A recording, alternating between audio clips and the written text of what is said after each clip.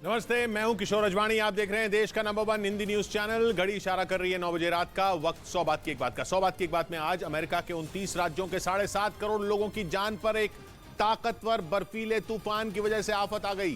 प्रधानमंत्री पर दिए बयान के बाद गिरफ्तार किए गए कांग्रेस नेता पवन खेड़ा को सुप्रीम कोर्ट के आदेश पर जमानत मिल गई।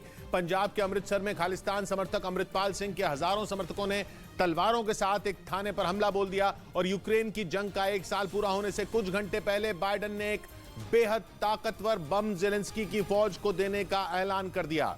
और पुतिन से युद्ध से भी ज्यादा मौसम का कहर अमेरिका पर भारी पड़ सकता है, क्योंकि अमेरिका के किसी छोटे मोटे इलाके या फिर इक्का दुक्का राज्यों पर खतरा नहीं है, बल्कि अमेरिका के 50 में 29 राज्यों को अलर्ट जारी किया गया है। और इन राज्यों में 7.5 करोड़ लोग रहते हैं, यानी अमेरिका के 7.5 करोड़ लोगों के सिर पर मौत मंडरा रही है। इतनी मौतें तो यूक्रेन और रूस की 1 साल से चल रही जंग में भी नहीं हुई हैं।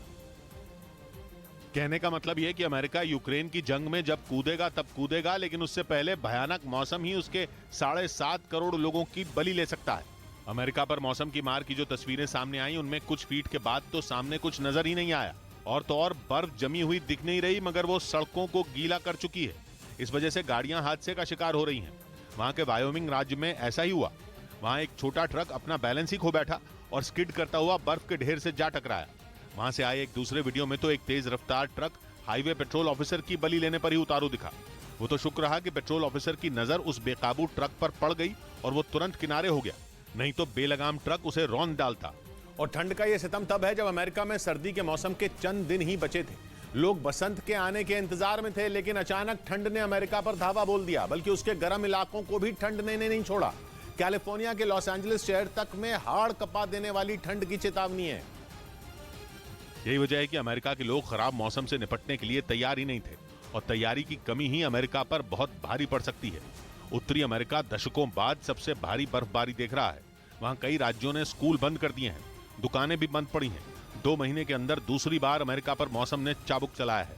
अभी क्रिसमस पर ही वहां बर्फीला तूफान आया था और ठंड ने जाते जाते फिर अमेरिका को अपना चेहरा दिखा दिया। पश्चिम में कैलिफोर्निया से लेकर पूर्व में मेन राज्य तक खतरनाक मौसम ने अमेरिका के लोगों का जीना मुहाल कर दिया है। California, Oregon, Nevada, Utah, Montana, Wyoming, North Dakota, South Dakota, Nebraska, Minnesota, Wisconsin, Michigan, New Hampshire और मेन राज्य जैसे कुल 29 राज्यों में बारिश, बर्फ या फिर तेज हवाओं की चेतावनी दी गई है। मौसम वैज्ञानिकों का अनुमान है कि यह बर्फीला तूफान इतना ताकतवर है कि अमेरिका में 2092 किलोमीटर तक बर्फ बिछ जाएगी। अगर आप गाड़ी से निकलें तो इतने किलोमीटर में दिल्ली से बेंगलुरु पहुंच जाएंगे। तो सोचिए अमेरिका पर कितना बड़ा खतरा है। यह भी आशंका है कि अमेरिका के उत्तरी राज्यों में 2 फीट तक बर्फ गिर सकती है। अगर ऐसा हुआ तो 30 साल में यह वहां सबसे बड़ी बर्फबारी होगी। इसी वजह से अमेरिका में लगभग 1800 उड़ानें कैंसिल कर दी गई। करीब 6500 फ्लाइटें डिले हो गई हैं, जिसकी वजह से साउथ डकोटा राज्य के एक एयरपोर्ट से सामने आई तस्वीर में तो एक हवाई जहाज ही बर्फ में कैद दिखा। रनवे पर बर्फ ही बर्फ नजर आई। एयरपोर्ट से जाने वाली और एयरपोर्ट पर आने वाली सारी की सारी उड़ानें रद्द थीं। इसलिए एयरपोर्ट के चेक इन एरिया में एक इंसान तक नजर नहीं आया। यात्री तो थे ही नहीं, कर्मचारी तक गायब थे।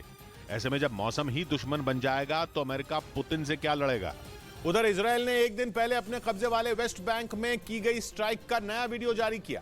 इजरायल के मुताबिक उसकी सेना ने वहां के एक मकान में छिपे आतंकियों के खात्मे के लिए हमला किया था, लेकिन वहां उसे भारी विरोध का सामना करना पड़ा, क्योंकि फिलिस्तीन के सैकड़ों नागरिक उसकी सेना के जवानों को रोकने के लिए सड़कों पर आ गए। इजरायल के मुताबिक अपनी कार्रवाई को जारी रखने के लिए उसके जवानों को गोलियां चलानी पड़ी। इजरायल ने जो वीडियो जारी किया उसमें उसकी सेना के जवान एक मकान के अंदर घुसते नजर आए। इसके बाद ऊपर की मंजिल पर पहुंचे जवानों में एक ने निशाना लगाकर सामने की एक इमारत पर रॉकेट दाग दिया। रॉकेट के इमारत से टकराते ही वहां एक जोरदार धमाका हुआ और इमारत का एक बड़ा हिस्सा टूटकर गिर गया, जिसके बाद इजरायली सेना की एक दूसरी टुकड़ी ने इमारत को घेर लिया। इजरायल के मुताबिक जिस इमारत को निशाना बनाया गया उसी में आतंकियों के छिपे होने की खबर मिली थी और उन्हीं आतंकियों को छिपी हुई जगह से बाहर निकालने के लिए रॉकेट से हमला बोला गया। लेकिन इजरायल की इस कार्रवाई ने वहां रह रहे फिलिस्तीन के लोगों को भड़का दिया। उन्होंने इजरायली सेना को रोकने के लिए पत्थरबाजी शुरू कर दी, जिसके जवाब में इजरायली सेना ने गोलीबारी की। एक रोज पहले वेस्ट बैंक में हुई इस खूनी झड़प में शुरुआत में 5 लोगों के मारे जाने की खबर आई थी, लेकिन बाद में फिलिस्तीन ने दावा किया कि इजरायल के हमले में उसके कुल 11 लोग मारे गए। फिलिस्तीन ने आरोप लगाया कि इजरायल ने आतंकियों पर कार्रवाई के बहाने आम लोगों को निशाना बनाया, जिसका बदला लेने के लिए चरमपंथी संगठन हमास ने गाजा पट्टी से इजरायल के शहरों पर रॉकेट दाग दिए, लेकिन इजरायल ने उस पर पलटवार करने में देर नहीं की। उसने अपने लड़ाकू विमानों को हमास के ठिकानों पर बम बरसाने के लिए रवाना कर दिया, जिसके बाद गाजा पट्टी का बड़ा इलाका बमों के धमाकों से गूंज उठा।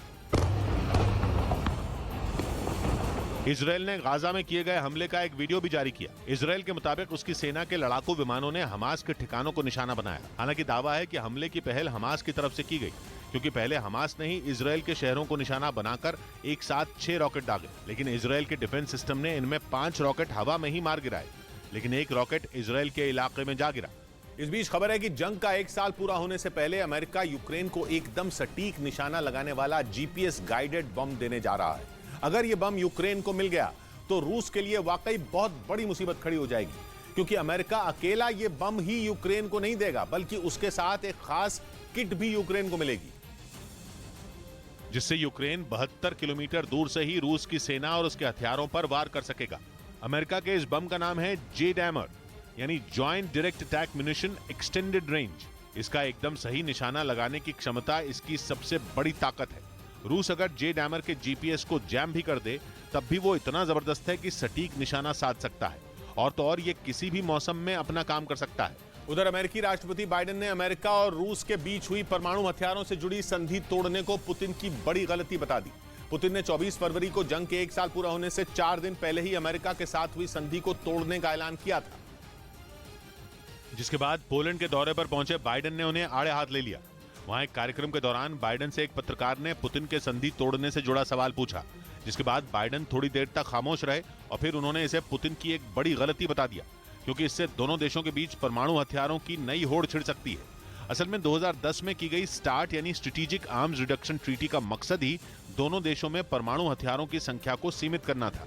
हालांकि रूस ने इस बीच ये संकेत दिया कि यह समझौता दोबारा जिंदा हो सकता है अगर अमेरिका अपनी उकसाने वाली हरकतों से बाज आ जाए।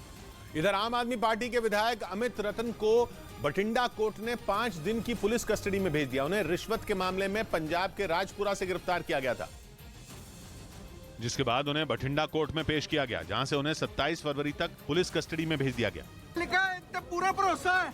आम आदमी पार्टी के विधायक अमित रतन को उनके निजी सहायक से पूछताछ के बाद गिरफ्तार किया गया। उधर रूसी सुरक्षा परिषद के डिप्टी चेयरमैन दिमित्री मेदवेदेव ने यह आशंका जताई कि अगर यूक्रेन जंग में जीत नहीं मिली तो रूस कई टुकड़ों में बढ़ जाएगा। यही वजह है कि रूस ने जीत हासिल होने तक यह युद्ध जारी रखने का ऐलान कर दिया, यानी जब तक पुतिन के सैनिक यूक्रेन के सभी शहरों पर कब्जा नहीं कर लेते, तब तक रूस इस युद्ध को खत्म नहीं करेगा। रूसी सुरक्षा परिषद के डिप्टी चेयरमैन दिमित्री मेदवेदेव के मुताबिक यूक्रेन में इस युद्ध को रोकने से रूस का अस्तित्व ही खत्म हो जाएगा, क्योंकि रूस अब उस पड़ाव पर पहुंच चुका है जहां से खाली हाथ लौटना उसके लिए मुमकिन नहीं है। और अगर ऐसा हुआ तो रूस में विद्रोह फैल जाएगा और उसके कई टुकड़े हो जाएंगे। इसके साथ ही रूस का मानना है कि अगर अमेरिका यूक्रेन को हथियारों की सप्लाई करना बंद कर दे, तब ये युद्ध जरूर खत्म हो जाएगा, क्योंकि तब पुतिन के सैनिकों को ज़ेलेंस्की की फौज को हराने में ज्यादा परेशानी नहीं होगी। इस बीच पश्चिमी मीडिया ने दावा किया कि पुतिन ने नॉर्थ स्ट्रीम गैस पाइपलाइन पर हुए हमले का बदला लेने की तैयारी शुरू कर दी है। दावा है कि वो इसके लिए यूरोप के देशों को निशाना बना सकते हैं। रूस से यूरोप तक गैस पहुंचाने वाली नॉर्थ स्ट्रीम पाइपलाइन पर पिछले साल सितंबर के महीने में हमला हुआ था, जिसके बाद पुतिन का पारा 7वें आसमान पर पहुंच गया था। उन्होंने इसके लिए सीधे सीधे अमेरिका और ब्रिटेन को जिम्मेदार ठहरा दिया था। पुतिन ने जंग के बीच ही ये दावा किया था कि दोनों देशों ने साजिश करके उनकी गैस पाइपलाइन को निशाना बनाया, ताकि यूक्रेन पर हमला करने के बाद अमेरिका, ब्रिटेन और यूरोप से लड़ रहा रूस कमजोर पड़ जाए। और अब पश्चिमी मीडिया दावा कर रहा है कि पुतिन उसी नॉर्थ स्ट्रीम पाइपलाइन पर हुए हमले का बदला ले सकते हैं। अपने इस दावे के लिए पश्चिमी मीडिया ने द नेदरलैंड्स के खुफिया विभाग की एक रिपोर्ट का हवाला दिया, जिसमें यह दावा किया गया कि पुतिन ने उनके देश के एक अहम ऊर्जा ठिकाने को बर्बाद करने की तैयारी शुरू कर दी है। द नेदरलैंड्स की रिपोर्ट के मुताबिक उसकी सेना ने नॉर्थ सी में रूस के एक जहाज को देखा, जो वहां बने उसके एक ऊर्जा ठिकाने पर हमला करने की कोशिश में जुटा था, लेकिन वो इसमें कामयाब नहीं हो पाया, क्योंकि द नेदरलैंड्स की नौसेना और कोस्ट गार्ड के जहाज ने उसे वहां से खदेड़ दिया। लेकिन द नेदरलैंड्स की खुफिया रिपोर्ट ने यह साफ कर दिया कि रूस ऐसा यूरोप के कई दूसरे देशों के साथ भी कर सकता है, और ऐसा करके वो चोट तो यूरोप के देशों को पहुंचाएगा, लेकिन उसका बदला अमेरिका से पूरा होगा, क्योंकि हाल ही में एक अमेरिकी पत्रकार ने जो दावा किया उसने ठंडी पड़ रही पुतिन की आग को फिर भड़का दिया और उन्हें यूक्रेन के साथ जंग के बीच 1 साल पूरा होने से पहले एक बार फिर नॉर्थ स्ट्रीम पाइपलाइन पर हुए हमले की याद आ गई। पश्चिमी मीडिया के मुताबिक अमेरिकी पत्रकार ने बाल्टिक सागर में मौजूद नॉर्थ स्ट्रीम पाइपलाइन पर हमले के पीछे अमेरिका का हाथ बताया और दावा किया कि इस हमले को अमेरिकी खुफिया एजेंसी CIA ने अंजाम दिया था। यानी अगर इस दावे में सच्चाई है तो फिर पुतिन के आरोप भी सही साबित हो जाएंगे। जो रूस से गैस लेकर जर्मनी तक जाने वाली इस पाइपलाइन पर हमले के लिए अमेरिका को ही जिम्मेदार ठहराते रहे। हालांकि अमेरिका ने इस हमले के पीछे रूस का ही हाथ बता दिया था और अब उसने नए दावे को भी ठुकरा दिया। लेकिन माना जा रहा है कि इससे पुतिन बुरी तरह भड़क चुके हैं और वो यूरोप के देशों को निशाना बनाकर अमेरिका को सबक सिखाना चाहते हैं, क्योंकि वो जंग में भी लगातार यूक्रेन का साथ देकर रूस को पीछे धकेलने की कोशिश में जुटा है। उधर अमेरिका के विदेश मंत्री एंटनी ब्लिंकन ने खुफिया रिपोर्ट के हवाले से दावा किया कि चीन पुतिन को हथियारों की सप्लाई कर सकता है। पिछले 1 साल से चल रही इस जंग में अमेरिका और नेटो के कई देश यूक्रेन के साथ खड़े हैं और रूसी सेना को रोकने के लिए उसे घातक और खतरनाक हथियारों की खेप भेज रहे हैं, जिनके दम पर पिछले 1 साल से यूक्रेन की सेना रूसी सेना के आगे खड़ी है। इस बीच पश्चिमी मीडिया का दावा है कि 24 फरवरी को पुतिन की फौज यूक्रेन पर बहुत बड़ा हमला करेगी। इसी वजह से नेटो देश यूक्रेन को एक से बढ़कर एक हथियार भेजने में जुटे हैं ताकि उनकी मदद से ज़ेलेंस्की यूक्रेन की हिफाजत कर सकें। लेकिन अमेरिकी विदेश मंत्री एंटनी ब्लिंकन ने खुफिया रिपोर्ट के हवाले से ऐसा दावा कर दिया जिसने नेटो देशों के माथे पर पसीना ला दिया। उनके मुताबिक आने वाले दिनों में चीन पुतिन को अपने हथियार दे सकता है और अगर ऐसा हुआ तो दुनिया 2 खेमों में बढ़ जाएगी। हालांकि यूक्रेन जंग में चीन पहले ही पुतिन का समर्थन कर चुका है, लेकिन अभी तक उसने रूस की सेना के लिए अपने हथियारों के भंडार नहीं खोले थे। लेकिन अब अमेरिकी खुफिया रिपोर्ट के हवाले से वहां के विदेश मंत्री एंटनी ब्लिंकन ने दावा किया कि चीन जल्द ही रूस को गोला बारूद भेजना शुरू कर सकता है, जिसके बाद पुतिन की ताकत दुगनी हो जाएगी। रूस के पास पहले से ही कई घातक परमाणु, हाइपरसोनिक और बैलिस्टिक मिसाइलें मौजूद हैं। इसके अलावा इस जंग में ईरान भी उसके साथ खड़ा है, जिसके आत्मघाती ड्रोन शाहिद 136 की ताकत पूरी दुनिया देख चुकी है। ईरान के इसी हथियार के दम पर रूसी सेना ने कीव समेत कई शहरों पर एक साथ मिसाइलों की बारिश कर दी थी, जिससे वहां तबाही मच गई थी। और अमेरिका का दावा है कि चीन भी अब रूस का खुलकर साथ देने की तैयारी कर चुका है और अगर ऐसा हुआ तो फिर रूस को रोकना नामुमकिन हो जाएगा। हालांकि कीव पहुंचकर बाइडेन ने पुतिन को सीधे सीधे ललकारा था और यह कह दिया था कि यूक्रेन जीतने का पुतिन का सपना धरा का धरा रह जाएगा। लेकिन जिस तरह से रूस अपनी रणनीति पर आगे बढ़ रहा है, उसे देखते हुए पश्चिमी मीडिया ये दावा कर रहा है कि यूक्रेन में कुछ बड़ा होने वाला है, ऐसा जो पहले कभी नहीं हुआ था। पश्चिमी मीडिया के मुताबिक कुछ रोज पहले ही पुतिन ने शी जिनपिंग का साथ मांगा है और दावा किया जा रहा है कि शी जिनपिंग ने रूस को हथियार भेजने की हामी भी भर दी है, क्योंकि चीन और रूस का दुश्मन एक ही है और वो है अमेरिका, जिसकी अगुवाई में पश्चिमी देश यूक्रेन के साथ खड़े हैं। मतलब ये कि आने वाले दिनों में अगर ये 2 देश साथ आ गए तो तीसरा विश्व युद्ध कभी भी छिड़ सकता है। इस बीच पिछले साल धमाके में नष्ट हुआ क्राइमिया ब्रिज यूक्रेन युद्ध के 1 साल पूरा होने से ठीक 1 दिन पहले पूरी तरह बनकर तैयार हो गया। रूस के मीडिया ने रूस को क्राइमिया से जोड़ने वाले इस पुल का एक वीडियो भी जारी किया, जिसमें क्राइमिया के कर्ज ब्रिज पर पहले की तरह तेज रफ्तार में कई गाड़ियां दौड़ती नजर आईं। यूक्रेन युद्ध के 1 साल पूरा होने से ठीक 1 दिन पहले इस पुल को गाड़ियों के लिए खोला गया। इस वीडियो को जारी कर रूस ने यूक्रेन और यूरोप के देशों को यह बताने की कोशिश की कि वो किसी भी तरह के हमले से हार नहीं मानने वाला। असल में पिछले साल 8 अक्टूबर को इस पुल का एक बड़ा हिस्सा धमाके में उड़ गया था। उस धमाके की भयंकर तस्वीरें पूरी दुनिया ने देखी थी। रूस को क्राइमिया से जोड़ने वाला ये कर्ज ब्रिज 2018 में बनकर तैयार हुआ था और रूस के राष्ट्रपति पुतिन ने ही इस कर्ज ब्रिज का उद्घाटन किया था। अक्टूबर में जब इस ब्रिज पर धमाका हुआ तो उसके बाद पुतिन का गुस्सा 7वें आसमान पर पहुंच गया था। हालांकि यूक्रेन ने उस हमले में अपनी भूमिका से इनकार कर दिया था, लेकिन यूक्रेन के कीव समेत कई बड़े शहरों को पुतिन के गुस्से का शिकार होना पड़ा था। 8 अक्टूबर के धमाके के बाद एक ही रात में रूस ने यूक्रेन के कई शहरों में सैकड़ों मिसाइलें दाग दी थी। कई लोगों को अपनी जान गंवानी पड़ी थी। हालांकि हमले के कुछ दिन बाद ही पुतिन ने ऐलान कर दिया था कि वो 1 साल के अंदर कर्ज ब्रिज की मरम्मत पूरी कर लेंगे, लेकिन रूस ने तय वक्त से काफी पहले काम को पूरा कर लिया। इधर दिल्ली के नांगलोई में लापता नाबालिग लड़की का शव मिलने से सनसनी मच गई। पुलिस ने उसके हत्या के आरोप में एक लड़के को भी गिरफ्तार कर लिया, जिसकी निशानदेही पर ही पुलिस ने उस नाबालिग लड़की का शव बरामद किया। उसके परिवार ने पुलिस में शिकायत दर्ज करवाई थी कि उनकी 11 साल की बेटी स्कूल से वापस घर नहीं आई, जिस पर कार्रवाई करते हुए पुलिस ने उस लड़के को पकड़ लिया। उधर अफगानिस्तान की तालिबान सरकार ने अमेरिका से 30,000 करोड़ रुपए लौटाने की मांग की। ये वो रकम है जिसे अमेरिका ने 2021 में तालिबान के अफगानिस्तान पर कब्जा करने के बाद जब्त कर लिया था। जिसे अब तालिबान ने उन्हें लौटाने की मांग की। ये मांग अफगानिस्तान की तालिबान सरकार की तरफ से तब रखी गई जब एक दिन पहले न्यूयॉर्क की जिला अदालत ने फैसला सुनाया कि 9/11 हमले के पीड़ित इन पैसों का इस्तेमाल नहीं कर सकते हैं। वहां की कोर्ट ने साफ कहा कि उसके पास अफगानिस्तान सेंट्रल बैंक के पैसे को जब्त करने का अधिकार नहीं है और ये भी साफ कर दिया कि अगर ऐसा किया गया तो इसका सीधा मतलब होगा कि अमेरिका तालिबान सरकार को मान्यता दे रहा है। जबकि अमेरिका समेत किसी भी देश ने अभी तक तालिबान को अफगानिस्तान की सरकार के तौर पर मान्यता नहीं दी है। ऐसे में तालिबान ने न्यूयॉर्क की जिला कोर्ट के इस फैसले का स्वागत किया और अमेरिका से अफगानिस्तान सेंट्रल बैंक के पैसे बिना किसी शर्त के लौटाने की मांग की। अमेरिका ने अगस्त 2021 में तालिबान के अफगानिस्तान पर कब्जा जमाने के बाद अफगानिस्तान सेंट्रल बैंक के 7 अरब डॉलर यानी भारतीय रुपयों में करीब 60,000 करोड़ रुपए को सीज कर लिया था, जिसके बाद अफगानिस्तान की अर्थव्यवस्था बुरी तरह चरमरा गई थी। पिछले साल अमेरिकी राष्ट्रपति जो बाइडेन ने घोषणा की थी कि जब्त किए गए पैसों को 2 हिस्सों में बांटा जाएगा और ऐलान किया था कि उन 60,000 करोड़ रुपयों में आधा हिस्सा अफगानिस्तान को मदद के तौर पर दिया जाएगा और बाकी के 350 करोड़ डॉलर यानी भारतीय रुपयों में करीब 30,000 करोड़ रुपए से 9/11 हमले के पीड़ितों की मदद की घोषणा की थी। इस बीच पाकिस्तान की खराब आर्थिक हालत की वजह से वहां के लोगों का जीना मुश्किल हो गया। सबसे ज्यादा परेशानी लोगों को लगातार बढ़ती महंगाई से, जो कम होने का नाम नहीं ले रही। पिछले कई महीनों से पाकिस्तान में महंगाई की वजह से हाहाकार मचा है। लोग आटे और दाल के लिए मारपीट तक कर रहे हैं। हालांकि शहबाज शरीफ सरकार ने कई शहरों में सब्सिडी वाले आटे की सप्लाई शुरू की, लेकिन लोगों का आरोप है कि वो आटा इतनी खराब क्वालिटी का है कि उसे कोई नहीं खा सकता। ऐसे में लोगों को बाजार से ही महंगा आटा खरीद कर खाना पड़ रहा है, लेकिन आटे के दाम बढ़ने से मजबूरी में लोगों को कम आटा खरीदना पड़ रहा है, जिस पर गुस्साई जनता ने पाकिस्तान सरकार को खूब खरी खोटी सुनाई। ये अपने देश माफ करवाने के लिए आम को इनको कोई ख्याल नहीं है। वहाँ के सभी प्रांतों में इन दिनों 1 किलो आटे की कीमत 140 पाकिस्तानी रुपए के पार है। और पाकिस्तान में महंगाई की मार सिर्फ आटे पर ही नहीं बल्कि दालों पर भी पड़ी है। इसकी बड़ी वजह यह है कि पाकिस्तान अपनी जरूरत पूरी करने के लिए बड़े पैमाने पर दालों का इंपोर्ट करता है, लेकिन विदेशी मुद्रा भंडार में भारी कमी की वजह से पाकिस्तान इन दिनों विदेशों से चीजें इंपोर्ट कराने की भी हालत में नहीं है।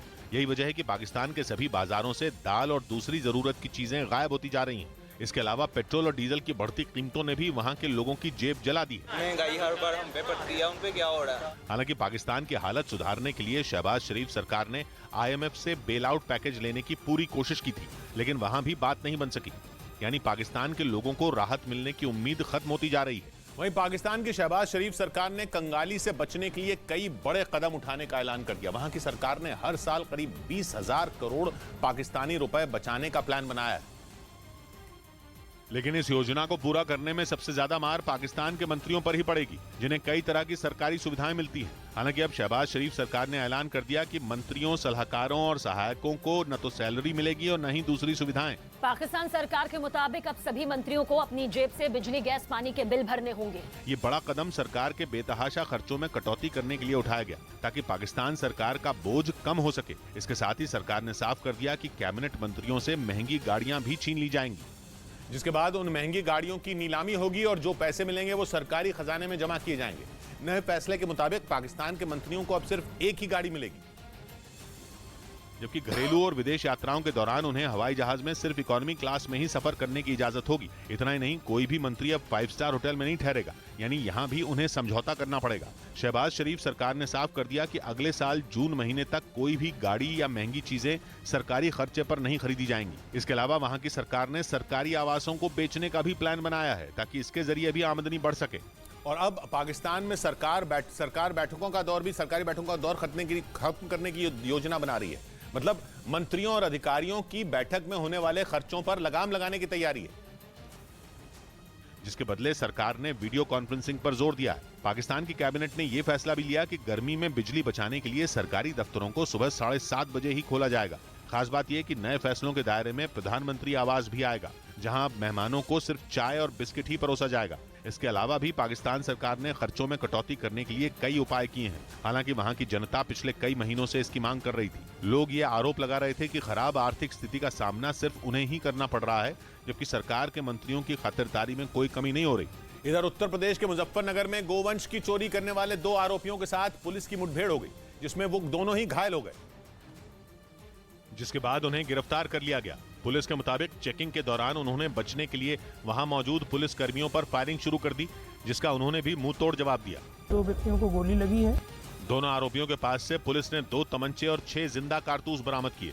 उन्होंने उस कार को भी जब्त कर लिया जिसके जरिए उन्होंने चोरी की वारदात को अंजाम दिया था। उधर खबर है कि आतंकी संगठन हिजबुल मुजाहिदीन के टॉप कमांडर बशीर अहमद पीर की हत्या के बाद पाकिस्तान में मौजूद आतंकियों को मारे जाने का डर सताने लगा है। 2 दिन पहले 20 फरवरी को रावलपिंडी में आतंकी बशीर अहमद की गोली मारकर हत्या कर दी गई थी और यह घटना तब हुई थी जब वो नमाज पढ़कर मस्जिद से घर लौट रहा था।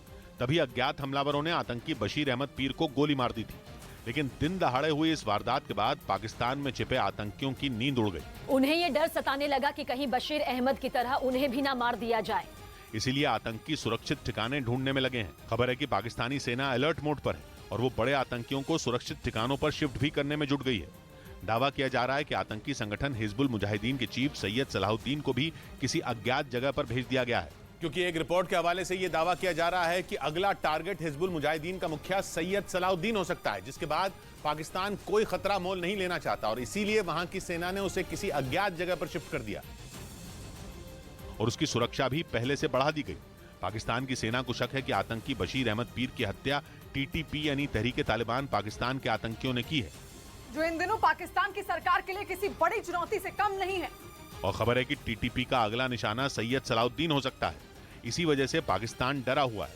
सैयद सलाहुद्दीन के मुद्दे पर पाकिस्तान की पहले ही किरकिरी हो चुकी है, क्योंकि वो दुनिया से बार बार झूठ बोलता रहा कि उसने सलाहुद्दीन को शरण नहीं दी है, लेकिन आतंकी बशीर अहमद पीर के जनाजे में शामिल होकर उसने पाकिस्तान के झूठ से पर्दा उठा दिया। इस बीच खबर है कि आतंकी संगठन टीटीपी यानी तहरीके तालिबान पाकिस्तान के हमलों से घबराकर शहबाज शरीफ सरकार तालिबान की शरण में पहुंच गई। इन दिनों ये आतंकी संगठन पाकिस्तान के लिए किसी बड़ी चुनौती से कम नहीं है, क्योंकि वो लगातार पाकिस्तान के अलग अलग शहरों को निशाना बना रहा है। पिछले साल 28 नवंबर को पाकिस्तान की सेना के साथ सीज फायर तोड़ने के बाद से ही टीटीपी ने पाकिस्तान पर हमले तेज कर दिए हैं। पिछले महीने उसने पेशावर की मस्जिद में आत्मघाती हमला कर 100 से ज्यादा लोगों की जान ले ली थी। कुछ रोज पहले उसके आतंकियों ने कराची में मौजूद पुलिस हेडक्वार्टर्स पर हमला कर पूरे पाकिस्तान को दहला दिया था। इसी वजह से टीटीपी को रोकने के लिए पाकिस्तान के रक्षा मंत्री ख्वाजा आसिफ और आईएसआई चीफ नदीम अंजुम तालिबान की शरण में गिड़गिड़ाने पहुंच गए, जहां उन्होंने तालिबान के आगे टीटीपी का मुद्दा उठाया और उसे किसी भी सूरत में रोकने की अपील की। लेकिन पाकिस्तानी रक्षा मंत्री और आईएसआई चीफ की अचानक हुई यात्रा का कोई खास फायदा नहीं हुआ, क्योंकि तालिबान ने सिर्फ इतना आश्वासन दिया कि वो टीटीपी के खिलाफ कदम उठाएंगे, लेकिन वो कैसी कार्रवाई करेंगे इसकी जानकारी नहीं दी। मतलब तालिबान के नेताओं ने टीटीपी के खिलाफ पाकिस्तानी प्रतिनिधिमंडल को सिर्फ कोरा आश्वासन देकर वापस भेज दिया। हालांकि पाकिस्तान की मीडिया का दावा है कि पाकिस्तान ने टीटीपी की समस्या से निपटने का वादा किया है, लेकिन जिस तरह से पाकिस्तान और अफगानिस्तान के बीच तनाव है उसे देखकर ऐसा तो बिल्कुल भी नहीं लगता। पिछले दिनों पाकिस्तान के गृह मंत्री राना सनाउल्लाह ने अफगानिस्तान में घुसकर हवाई हमले की बात कही थी, जिस पर तालिबान ने पाकिस्तान को कड़ी चेतावनी भी दी थी। इधर अफगानिस्तान के कुनार प्रांत में तालिबान ने भारतीयों के हत्यारे और आईएसआईएस के आतंकी एजाज अहमद अहंगर उर्फ अबू उस्मान अल कश्मीरी को ढेर कर दिया। श्रीनगर का रहने वाला अबू उस्मान जम्मू कश्मीर में आतंकी संगठन आईएसआईएस का सबसे बड़ा रिक्रूटर था और इसी साल जनवरी में केंद्र सरकार ने उसे डेजिग्नेटेड टेररिस्ट घोषित किया था। आतंकी एजाज अहमद अहंगर उर्फ अबू उस्मान अल कश्मीरी अफगानिस्तान से ही कश्मीर को दहलाने के लिए आईएसआईएस में आतंकियों की भर्ती करने में जुटा था, लेकिन अफगानिस्तान में छिपे होने की वजह से वो भारत की सुरक्षा एजेंसियों से बचा हुआ था। पिछले साल अफगानिस्तान में हुई एक बैठक में भारतीय अधिकारियों ने तालिबान के आगे अबू उस्मान के एक्टिव होने का मुद्दा उठाया, जिसके बाद तालिबान ने उस पर कार्रवाई का भरोसा दिया। इसी बीच आईएसआईएस के आतंकियों ने तालिबान के कई लड़ाकों को मार दिया, जिसके बाद तालिबान ने संगठन के आतंकियों के ठिकानों को चुन चुन कर निशाना बनाना शुरू कर दिया। इसी दौरान तालिबान ने दक्षिण अफगानिस्तान के कुनार इलाके में आईएसआईएस के खिलाफ जोरदार कार्रवाई की और अब दावा किया जा रहा है कि तालिबान के इस एक्शन में अबू उस्मान ढेर हो गया। अबू उस्मान की मौत की भारतीय खुफिया एजेंसियों और उसके परिवार वालों ने भी पुष्टि की। जानकारी के मुताबिक पिछले साल परिवार के लोगों से उसकी आखिरी बार बातचीत हुई थी। एक रिपोर्ट के मुताबिक एजाज अहमद का जन्म 1974 में श्रीनगर में हुआ था, लेकिन वो बचपन में ही पीओके यानी कि पाकिस्तान के कब्जे वाले कश्मीर में ही चला गया था। बाद में वो आतंकी संगठन हरकतुल मुजाहिदीन में शामिल हो गया, लेकिन वो कुछ ही दिनों के बाद अफगानिस्तान चला गया और वहां आईएसआईएस के लिए काम करने लगा। और एक रिपोर्ट के मुताबिक आईएसआईएस के इस आतंकी को मानव बम बनाने में महारत हासिल थी। खुफिया एजेंसियों से मिली जानकारी यह भी बताती है कि अबू उस्मान को पहली बार जम्मू कश्मीर में 1992 में गिरफ्तार किया गया था, लेकिन 1996 में जेल से छूटने के बाद वो फर्जी पासपोर्ट से पाकिस्तान भाग गया था। अबू उस्मान का नाम तब सामने आया जब 25 मार्च 2022 को काबुल के गुरुद्वारे पर हमला हुआ था उस आतंकी हमले में 25 लोगों की मौत हो गई थी, जिसे अबू उस्मान ने ही अंजाम दिया था, जो नाम बदलकर भारत की सुरक्षा एजेंसियों से बचकर पिछले 25 साल से वहां छिपा हुआ था। तालिबान के शासन से पहले अबू उस्मान वहां की जेल में बंद था, लेकिन अफगानिस्तान पर तालिबान का कब्जा होने के बाद उसे जेल से रिहा कर दिया गया था। इसके बाद वो तालिबान के लड़ाकों को निशाना बनाने लगा, जिसके बाद तालिबान ने एक ऑपरेशन में उसे मार गिराया। इस बीच दिल्ली की कानून व्यवस्था के मुद्दे पर फिर मुख्यमंत्री अरविंद केजरीवाल और उपराज्यपाल आमने सामने आ गए और दोनों के बीच ट्विटर पर वार पलटवार दिखा, जिसमें केजरीवाल ने एलजी के उस ट्वीट पर तंज कसते हुए आश्चर्य जताया जिसमें एलजी ने दिल्ली पुलिस के काम की तारीफ की थी। एलजी ने केजरीवाल को जवाब देते हुए बताया था कि वो दिल्ली पुलिस के अधिकारियों के साथ रोज मीटिंग करते हैं। दरअसल घर में घुसकर एक बुजुर्ग की हत्या किए जाने के बाद केजरीवाल ने एलजी को कानून व्यवस्था पर ध्यान देने की नसीहत दी थी। उधर न्यूज 18 को मिले एक्सक्लूसिव सीसीटीवी वीडियो में महाठग सुकेश चंद्रशेखर जेल में फूट फूट कर रोता दिखाई दिया। 200 करोड़ की ठगी और मनी लॉन्ड्रिंग मामले में गिरफ्तार सुकेश इन दिनों दिल्ली के मंडोली जेल में बंद है, जहां उसके सेल में जब प्रशासन ने छापा मारा तो वो फूट फूट कर रोने लगा। न्यूज 18 के पास सुकेश चंद्रशेखर के रोने का वो एक्सक्लूसिव सीसीटीवी वीडियो मौजूद है, जिसमें वो अपने सेल के एक कोने में खड़ा होकर रोता और आंसू पोंछता दिखाई दिया। इस वीडियो में सुकेश पहले सेल के अंदर लेटा नजर आया, लेकिन वो तब हक्का बक्का रह गया जब अचानक जेलर दीपक शर्मा और जय सिंह उसके सेल की तलाशी लेने पहुंच गए। उनके साथ जेल के कुछ अधिकारी और सीआरपीएफ के कई जवान भी मौजूद थे। अपने सेल में एक साथ इतने अधिकारियों और जवानों को देखकर सुकेश सन्न रह गया। देखकर ऐसे लगा जैसे उसे काट मार गया हो, और वो तुरंत अपने बिस्तर से उठकर थोड़ी दूर जाकर खड़ा हो गया। प्रशासन की इस कार्रवाई से उसके चेहरे पर हवाइयां उड़ने लगी। इससे पहले कि वो कुछ समझ पाता, जेलर दीपक शर्मा और जय सिंह के साथ सीआरपीएफ के 8 से 10 जवान कमरे में दाखिल हो गए, जिन्होंने फौरन वहां तलाशी शुरू कर दी। इस बीच सुकेश चंद्रशेखर कमरे के एक कोने में खड़ा रहा। सबसे पहले सीआरपीएफ के कुछ जवानों ने उसके बिस्तर की तलाशी लेनी शुरू की। इसके बाद बैग में रखे कपड़ों से लेकर कमरे में मौजूद एक एक चीज को खंगाला गया। इस दौरान वहां मौजूद सीआरपीएफ का एक जवान तलाशी अभियान का वीडियो बनाता रहा। तलाशी में अधिकारियों को कमरे से 1.5 लाख रुपए की चप्पल और करीब 80-80 हजार रुपए की 3 जीन्स भी बरामद हुई। आखिर में सुकेश चंद्रशेखर की भी एक मशीन से जांच की गई और उस दौरान वो जेलर दीपक शर्मा से कुछ कहता भी दिखाई दिया, और देखकर ऐसा लगा जैसे सुकेश उनके आगे गिड़गिड़ा रहा हो। न्यूज 18 को मिली एक्सक्लूसिव जानकारी के मुताबिक जेलर दीपक शर्मा और जय सिंह का खास तौर पर मंडोली जेल में ट्रांसफर किया गया है, ताकि सुकेश चंद्रशेखर की हरकतों पर लगाम लगाई जा सके। और हुआ भी कुछ ऐसा ही। मंडोली जेल पहुंचते ही दोनों ने सुकेश के सेल में छापा मारा और तलाशी अभियान खत्म होने के बाद सुकेश कोने में रोता दिखाई दिया। न्यूज 18 को मिले एक्सक्लूसिव वीडियो में वो आंखों से गिरते अपने आंसुओं को पोंछता नजर आया।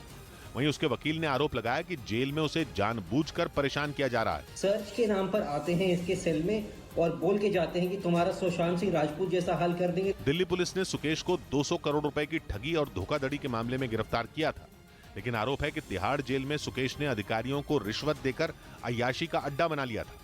उधर एनआईए ने देश भर में की गई छापेमारी के दौरान खालिस्तान समर्थक और लॉरेंस बिश्नोई गैंग के गुर्गों समेत 6 बदमाशों को गिरफ्तार कर लिया। ये कार्रवाई आतंकियों और गैंगस्टरों के बीच सांठ-गांठ का पता लगाने के लिए की गई। और खबर है कि एनआईए की जांच में यह बात सामने आई कि भारत में गैंगस्टरों की अगुवाई करने वाले कई अपराधी देश छोड़कर भाग चुके हैं। बताया गया कि उनमें ज्यादातर पाकिस्तान, कनाडा, मलेशिया और ऑस्ट्रेलिया समेत कई दूसरे देशों में चले गए हैं। और यहीं से वो देश में आतंक और अपराध की घटनाओं को अंजाम देने की प्लानिंग करते हैं। ये अपराधी न सिर्फ ड्रग्स और हथियारों की तस्करी बल्कि वसूली और हत्या करवाने की भी योजना बनाते हैं। इसी सिलसिले में जांच एजेंसी ने 2 दिन पहले भी कार्रवाई की थी और तब एक साथ देश के 8 राज्यों में छापेमारी की गई थी। उस वक्त लॉरेंस बिश्नोई गैंग के गुर्गों से हुई पूछताछ के आधार पर एक्शन लिया गया था, जिसके तहत न सिर्फ लॉरेंस बिश्नोई गैंग बल्कि नीरज बवाना और काला जठेड़ी गैंग के भी कई ठिकानों पर छापे मारे गए थे। इस दौरान बड़ी संख्या में हथियार भी बरामद किए गए और तभी ये बात सामने आई थी कि कई गैंगस्टर खालिस्तानी आतंकियों के संपर्क में हैं, यानी अपराधियों और आतंकियों का गठजोड़ अपना पैर पसारने की फिराक में है। हालांकि एनआईए के मुताबिक आतंकी नेटवर्क और इसके जरिए हो रही फंडिंग पर लगाम लगाने के लिए आने वाले दिनों में छापेमारी और तेज की जाएगी। इस बीच यूरेशियन टाइम्स ने दावा किया कि ईरान अपने खतरनाक लड़ाकू विमानों को ड्रोन में बदलने की तैयारी कर रहा है। ये वो फाइटर जेट हैं जिन्हें ईरान अपने ही देश में बना रहा था और 5वीं पीढ़ी के इस कहर 313 फाइटर जेट को बनाने में उसने अपनी पूरी ताकत झोंक दी थी। लेकिन अब खबर है कि वो इसे ड्रोन में बदलने की तैयारी कर रहा है, जिसके पीछे की वजह यूक्रेन में जारी जंग में उसके खतरनाक ड्रोन शाहिद 136 को भी बताया गया, जिसके दम पर रूस ने यूक्रेन के कई इलाकों में जबरदस्त तबाही मचाने का दावा किया। और इसलिए ईरान अपनी ड्रोन ताकत को और मजबूत करने की कोशिश में लग गया और इसके लिए उसने अपने सबसे आधुनिक और सबसे घातक फाइटर जेट कहर 313 को चुना। ईरान का दावा है कि ये विमान अपने साथ 2000 किलो बारूद और कम से कम 6 हवा से हवा में मार करने वाली मिसाइलें लेकर उड़ सकता है। इसके अलावा ये स्टेल्थ तकनीक से बनाया गया है, जिसका मतलब ये कि कहर 313 आसमान में दुश्मन की नजर से बचने में सक्षम है। लेकिन इसके डिजाइन को लेकर पश्चिमी देशों ने ईरान का खूब मजाक बनाया था। ऐसा इसलिए क्योंकि उसका ये फाइटर जेट आकार में काफी छोटा था और सिंगल इंजन पर उड़ने वाले इस लड़ाकू विमान में कई और कमियां भी निकली, जिसकी वजह से इसे 5वीं पीढ़ी के लड़ाकू विमान की श्रेणी से बाहर कर दिया गया। यही वजह है कि ईरान ने इसका तोड़ निकालते हुए इसे ड्रोन में बदलने का फैसला ले लिया। अब ये छोटे लड़ाकू विमान बगैर पायलट के दुश्मन के इलाकों में कहर मचा सकेंगे और स्टेल्थ तकनीक से लैस होने की वजह से इन्हें पकड़ पाना भी मुश्किल होगा। इसके अलावा ये शक्तिशाली रडार से भी लैस होंगे, जिससे ईरान को जबरदस्त फायदा होने की उम्मीद जताई जा रही है। वहीं इन्हें ड्रोन में बदलने की एक दूसरी वजह ईरान के पास हो रही ड्रोन की कमी को भी माना जा रहा है, क्योंकि शाहिद 136 की डिमांड जंग की वजह से इतनी बढ़ गई कि अब दुनिया का हर देश ईरान के इस आत्मघाती ड्रोन को खरीदने में दिलचस्पी ले रहा है। यही वजह है कि ईरान ज्यादा से ज्यादा घातक ड्रोन बनाकर अपनी सेना को आधुनिक और खूंखार बनाने की कोशिश में जुट गया है। इधर मुंबई एयरपोर्ट पर करोड़ों की विदेशी करेंसी बरामद की गई, जिसे एक आदमी अपने बैग में छिपा कर लाया था, जिसकी जांच के दौरान कस्टम्स विभाग की टीम ने विदेशी करेंसी के कई बंडल बरामद किए, जिन्हें उसने बैग में अलग अलग जगह छिपाया हुआ था। मुंबई एयरपोर्ट से पकड़ी गई ये विदेशी करेंसी भारतीय रुपयों में करीब 8.5 करोड़ की बताई गई। उधर अपने सबसे बड़े दुश्मन अमेरिका को ठिकाने लगाने के लिए ईरान सऊदी अरब को भी अपना दोस्त बनाने को तैयार हो गया है। पूरी दुनिया जानती है कि मुस्लिम देशों का लीडर बनने के लिए शिया ईरान और सुन्नी सऊदी अरब में कितना बड़ा झगड़ा है, लेकिन इस वक्त ईरान को अमेरिका से सबसे बड़ा खतरा नजर आ रहा है। और जब से बाइडेन राष्ट्रपति बने हैं, तभी से अमेरिका और सऊदी अरब के रिश्तों में भी दरार सी पड़ी है। रूस की जंग के बाद सऊदी अरब के तेल का उत्पादन न बढ़ाने की वजह से वो दरार और गहरी हो चुकी है। ईरान अमेरिका और सऊदी अरब के इस मनमुटाव का फायदा उठाने की फिराक में है, इसलिए उसके विदेश मंत्री इराक पहुंचे ताकि सऊदी अरब के साथ करीब 7 साल से ठप पड़े उसके रिश्ते फिर शुरू किए जा सकें। असल में इराक दोनों देशों के बीच मध्यस्थ बना हुआ है, लेकिन 1 साल से ज्यादा वक्त से वो मध्यस्थता ठंडे बस्ते में पड़ी है, इसलिए इराक का साथ मांगने के लिए ईरान के विदेश मंत्री वहां पहुंचे। इस बीच जर्मनी ने अपने देश में मौजूद ईरान के 2 राजनयिकों को देश से निकाल दिया। उसने ये ईरान के लिए एक फैसले के विरोध में किया, क्योंकि ईरान ने पिछले साल जर्मनी मूल के एक नागरिक को अपने देश में फांसी पर चढ़ाने का ऐलान किया था। ईरान का आरोप है कि जर्मनी मूल के नागरिक जमशेद शर्मन ने 2008 में शिराज की एक मस्जिद में हुए आतंकी हमले में अहम भूमिका निभाई थी, जिसकी वजह से ईरान के 14 लोगों को अपनी जान गंवानी पड़ी थी। और इसी आरोप में उन्हें 2020 में फांसी की सजा सुनाई गई, जिस पर जर्मनी ने कड़ा ऐतराज जताया। जर्मनी का मानना था कि कोई भी देश जर्मनी के नागरिकों के अधिकारों से खिलवाड़ नहीं कर सकता। हालांकि ईरान ने अपना फैसला नहीं बदला, जिसके बाद गुस्से में आए जर्मनी ने ईरान के राजनयिकों को यह साफ शब्दों में कह दिया कि जर्मनी में उनके लिए कोई जगह नहीं, इसलिए बेहतर यही है कि वो जल्द से जल्द जर्मनी छोड़ दें, वरना उनके खिलाफ सख्त कदम भी उठाए जा सकते हैं। इधर बंगाल के बीरभूम में उस वक्त हड़कंप मच गया जब एक मैदान में बम धमाका हो गया और उसकी चपेट में 4 बच्चे आ गए, जिससे वहां अफरा तफरी मच गई। बताया गया कि उन बच्चों ने वहां छिपाए गए बमों को गेंद समझकर उनसे खेलना शुरू कर दिया। इसी दौरान जैसे ही एक बच्चे ने एक बम को लात मारी, वो जोरदार धमाके के साथ फट गया, जिसकी चपेट में वो 4 बच्चे आ गए। बम धमाके की सूचना मिलते ही पुलिस वहां पहुंची और उन्होंने उस मैदान से 2 बम बरामद किए, जिन्हें वहां छिपाया गया था। उधर झारखंड में ग्रामीण विकास विभाग के चीफ इंजीनियर वीरेंद्र राम को गिरफ्तार कर लिया गया। 2 दिन पहले ही मनी लॉन्ड्रिंग के आरोप में देश में कुल 24 ठिकानों पर ईडी ने छापेमारी शुरू की थी, जो 48 घंटे तक चली। और जानकारी के मुताबिक छापेमारी में वीरेंद्र राम के ठिकानों से करीब 2 करोड़ रुपए के जेवरात और कई रियल एस्टेट प्रॉपर्टी के कागजात बरामद हुए, जिसके बाद ईडी ने उन्हें गिरफ्तार कर लिया। इस बीच तुर्की और सीरिया में आए भूकंप के 16 दिन बाद ही तेज झटकों से 3 और देशों के लोग दहल उठे।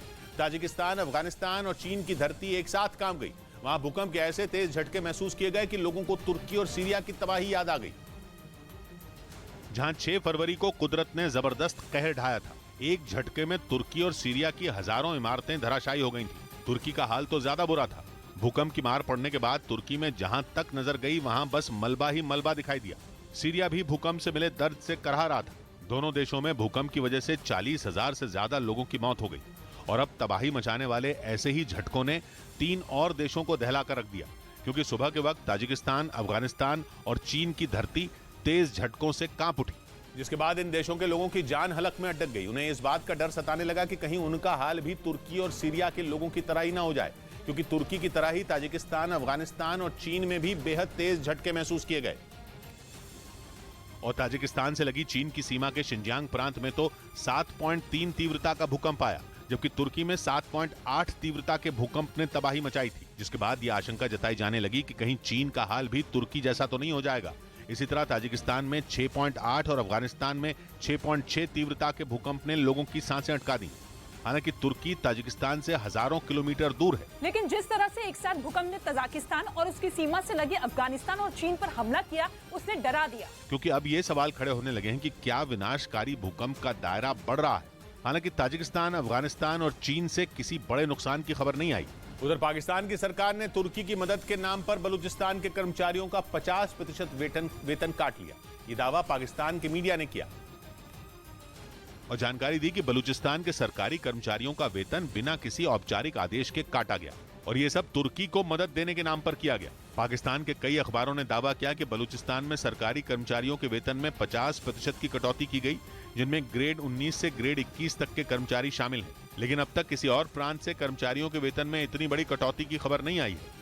और इसी बात पर बलूचिस्तान के सरकारी कर्मचारी भड़के हुए हैं। वो इस बारे में शहबाज शरीफ से बात भी करने वाले हैं। उनका कहना है कि वो तुर्की की मदद के लिए 1 या 2 दिन का वेतन दे सकते हैं, लेकिन आधी तनख्वाह काटना तो उनके हिसाब से नाइंसाफी है, क्योंकि 33% महंगाई बढ़ने के बाद पुराना वेतन भी ऊंट के मुंह में जीरे जैसा है। यही नहीं, खबर है कि ये कटौती केवल बलूचिस्तान में की गई, यानी पाकिस्तान सरकार पर पक्षपात का आरोप लगा। बलूचिस्तान के लोग वैसे भी पाकिस्तान सरकार के कई फैसलों के खिलाफ रहते हैं। वहां के कई संगठन तो बलूचिस्तान को पाकिस्तान से अलग करने के लिए भी लड़ रहे हैं और अब इस नई खबर ने फिर से पाकिस्तान सरकार की नीयत पर उंगली उठा दी। इधर चीन के इनर मंगोलिया प्रांत में कोयले की एक खदान धंस गई, जिसमें अब तक 2 मजदूरों की मौत की खबर है, जबकि 50 से ज्यादा मजदूर लापता हैं। कोयले की खदान धंसने का वीडियो भी सामने आया, जो डराने वाला है, जिसमें पहाड़ जैसी रेत की एक दीवार पूरी तरह ढह गई और नीचे से गुजर रही गाड़ियों पर गिरी, जिसके नीचे 50 से ज्यादा लोग दब गए। चीन के सरकारी अखबार ग्लोबल टाइम्स ने 2 लोगों की मौत की पुष्टि भी की। मलबे में दबे लोगों को बाहर निकालने के लिए बड़ा रेस्क्यू ऑपरेशन लॉन्च किया गया। 300 लोगों की 8 टीमें दिन रात रेस्क्यू के काम में जुटी हैं। मजदूरों को बाहर निकालने के लिए सेना की मदद देने की भी तैयारी है। चीन की एक न्यूज वेबसाइट के मुताबिक पिछले साल खदान चलाने वाली कंपनी पर सुरक्षा नियमों के उल्लंघन के आरोप में जुर्माना भी लगाया गया था। इस बीच समाजवादी पार्टी की विधायक विजमा यादव को 22 साल पुराने एक मामले में दोषी करार दे दिया गया। उन्हें एमपी एमएलए कोर्ट ने 1.5 साल की सजा सुनाई और सलाखों के पीछे भेज दिया। एमपी एमएलए कोर्ट ने उन्हें साल 2000 में प्रयागराज के सराय इनायत इलाके में पुलिस पार्टी पर हुए हमले में दोषी पाया। इसके बाद कोर्ट ने 1.5 साल की सजा सुनाते हुए उन पर 1 लाख रुपए का जुर्माना भी लगाया। उधर खबर है कि यूके में सिर्फ 2 टमाटर खरीदने की सीमा लगा दी गई। ये नियम वहां के 2 बड़े सुपरमार्केट ने लागू किया, जिसके तहत टमाटर, आलू, खीरा और मिर्च जैसी सब्जियों की खरीद पर रोक लगा दी गई है। खबर है कि कोई ग्राहक इनमें केवल 2 या 3 चीजों को ही एक बार में खरीद सकता है, इससे ज्यादा नहीं। और तो और वहां के एक सुपरमार्केट ने तो एक दिन पहले एक ऐसा नियम लागू किया कि लोगों के लिए ये समझ पाना मुश्किल हो गया कि उनकी रसोई में खाना बनेगा कैसे। उस सुपरमार्केट ने फैसला लिया कि ग्राहक किसी भी सब्जी के केवल 2 ही पीस ले सकते हैं, जैसे एक बार में सिर्फ 2 टमाटर या 2 खीरे। और अब यूके के दूसरे सुपरमार्केट भी कुछ इसी तरह के उपाय ढूंढने पर विचार कर रहे हैं, क्योंकि इन दिनों यूके में सब्जियों और फलों की भारी किल्लत है, जिसका सबसे ज्यादा असर पूर्वी लंदन और ब्रिटेन पर पड़ा है। वहां ये हालात इसलिए बने क्योंकि भीषण ठंड ने वहां ज्यादातर फसलों को खराब कर दिया। इस बीच दूसरे देशों से भी कम खरीदारी करने से अनाज का संकट गहरा गया। यूके हर साल सर्दियों में करीब 90% खीरे और टमाटर जैसी सब्जियों को दूसरे देशों से खरीदता है। मोरक्को और स्पेन यूके को सर्दियों में सब्जियों का निर्यात करने वाले अहम देश हैं। लेकिन इस बार वहां खराब मौसम के कारण कई फसलों की कटाई नहीं हो पाई। ऐसे में मोरक्को ने कम उत्पादन को देखते हुए टमाटर, प्याज और आलू के निर्यात पर कुछ हद तक रोक लगा दी, जिस वजह से यूके में ये हालात बन गए। आशंका जताई जा रही है कि यूके में फलों और सब्जियों की कमी आने वाले दिनों में और ज्यादा हो सकती है। इस बीच पोलैंड दौरे पर पहुंचे अमेरिकी राष्ट्रपति हादसे का शिकार हो गए। वो जब वॉर्सो से अमेरिका के लिए लौट रहे थे तो प्लेन में चढ़ते वक्त उनका बैलेंस बिगड़ गया और विमान की सीढ़ियों पर चढ़ते वक्त वो लड़खड़ा गए। हालांकि उन्होंने अपने हाथों से सीढ़ियों को पकड़ा और खुद को गिरने से बचा लिया, जिसके बाद वो प्लेन तक पहुंचे, वहां से हाथ हिलाकर एयरपोर्ट पर मौजूद अधिकारियों का शुक्रिया अदा किया और फिर प्लेन में सवार हो गए। असल में अमेरिकी राष्ट्रपति पोलैंड में नेटो के सदस्य देशों की एक मीटिंग के लिए पहुंचे थे, जहां उन्होंने यूक्रेन में जारी युद्ध और नेटो की तरफ से की जा रही मदद का भी जिक्र किया। इससे एक दिन पहले बाइडेन ने अचानक यूक्रेन की राजधानी कीव पहुंचकर सबको चौंका दिया था, क्योंकि अब जब युद्ध का 1 साल पूरा होने पर रूस की तरफ से किसी बड़े हमले की आशंका जताई जा रही है, ऐसे में बाइडेन के कीव पहुंचने को रूस के लिए चेतावनी की तरह देखा गया, जहां पहुंचकर उन्होंने इस जंग में यूक्रेन की मदद जारी रखने का भरोसा दिया। इधर बीएसएफ ने गुजरात में भारत और पाकिस्तान सीमा के पास एक पाकिस्तानी नाव को पकड़ लिया, जिसमें 3 पाकिस्तानी मछुआरे सवार थे, जिन्हें नाव के साथ बीएसएफ ने पकड़ लिया। उन्होंने पूछताछ के दौरान बीएसएफ को बताया कि उनकी नाव का इंजन खराब हो गया था, जिसकी वजह से वो हवा के साथ बहते हुए भारतीय सीमा में दाखिल हो गए, जिन्हें पाकिस्तान की तरफ से आते हुए देखकर बीएसएफ फौरन एक्शन में आ गई और उन्हें पकड़ लिया। उधर सीबीआई ने इलाहाबाद हाईकोर्ट के पूर्व जज एसएन शुक्ला पर आय से अधिक संपत्ति का मामला दर्ज कर लिया। सीबीआई ने उनकी पत्नी और उनके एक रिश्तेदार पर भी मामला दर्ज किया, क्योंकि पूर्व जस्टिस एसएन शुक्ला पर आरोप है कि उन्होंने 2014 से 2019 के दौरान करोड़ों की संपत्ति बनाई। सीबीआई ने जब इन आरोपों की जांच की तो उन्हें पूर्व जस्टिस एसएन शुक्ला के पास 165% आय से अधिक संपत्ति होने का पता चला। इसके बाद उन्होंने उनके खिलाफ मामला दर्ज कर लिया। इधर पंजाब के अमृतसर में अजनाला पुलिस थाने पर खालिस्तान समर्थक अमृतपाल सिंह के हजारों समर्थकों ने धावा बोल दिया। इस दौरान अमृतपाल सिंह ने धमकी दी कि आधे घंटे में उसके करीबी लवप्रीत तूफान के खिलाफ दर्ज एफआईआर को अगर रद्द नहीं किया गया तो प्रशासन इसका अंजाम भुगतने के लिए तैयार रहे। जिसके बाद खालिस्तान समर्थक अमृतपाल सिंह के समर्थकों ने बड़ी संख्या में जुटकर अजनाला पुलिस थाने की तरफ कूच कर दिया और थाने के बाहर की गई बैरिकेडिंग को तोड़ते हुए थाने के अंदर घुस गए। इस दौरान वो जमकर तलवारें चलाते नजर आए। अमृतपाल सिंह के समर्थक वहां इतनी बड़ी संख्या में जुटे कि पुलिस बल उनके सामने बौना नजर आया, क्योंकि वो लोग सामने भारी पुलिस बल की तैनाती की परवाह किए बिना एक बस के साथ आगे बढ़ते चले गए। इससे पहले अमृतपाल सिंह ने ज्यादा से ज्यादा लोगों को अजनाला पहुंचने की अपील की थी, जिसके बाद 1000 से ज्यादा लोग इस प्रदर्शन में शामिल होने पहुंच गए। लेकिन अजनाला थाने के अंदर घुसने के लिए उनके रास्ते में सबसे बड़ा रोड़ा था, वहां लगाए गए कई बैरिकेड। ऐसे में अमृतपाल सिंह के समर्थक उस बस के साथ थाने के करीब बढ़ते गए। जब पुलिस वालों ने देखा कि वो लोग बैरिकेडिंग के बेहद नजदीक आ गए तो उन्हें वहां से हटना पड़ा, जिसके बाद गुस्साए प्रदर्शनकारी हाथों में तलवार लेकर थाने के अंदर दाखिल हो गए। इन्होंने जो प्रूफ दिते उहदे मुताबिक है। पुलिस ने बताया कि एसआईटी का गठन किया गया है जो इस मामले की जांच करेगी। उधर गैंगस्टर लॉरेंस बिश्नोई ने कोर्ट में पेशी के दौरान कांग्रेस और आम आदमी पार्टी से जान का खतरा बता दिया। लॉरेंस बिश्नोई मूसेवाला हत्याकांड का मास्टरमाइंड है। उसे 7 दिन की पूछताछ के बाद वीडियो कॉन्फ्रेंसिंग के जरिए कोर्ट में पेश किया गया था, जहां उसके वकील ने कोर्ट में एक अर्जी दाखिल की, जिसमें लॉरेंस बिश्नोई ने राजस्थान की कांग्रेस सरकार और पंजाब की आम आदमी पार्टी की सरकार से अपनी जान को खतरा बताया। उसने ये भी आरोप लगाया कि दोनों पार्टियां उसे राजनीतिक द्वेष की वजह से झूठे मामलों में फंसा रही हैं। इस बीच मॉस्को में आयोजित एक म्यूजिक कॉन्सर्ट के दौरान पुतिन को बेइज्जती का सामना करना पड़ा। वो वहां रूस के लोगों को संबोधित करने मंच पर पहुंचे और पूरे जोश में अपना भाषण दिया। इसके बाद उन्हें उम्मीद थी कि वहां मौजूद लोग रूस के समर्थन में नारे लगाएंगे, लेकिन ऐसा नहीं हुआ, जिससे पुतिन मायूस हो गए।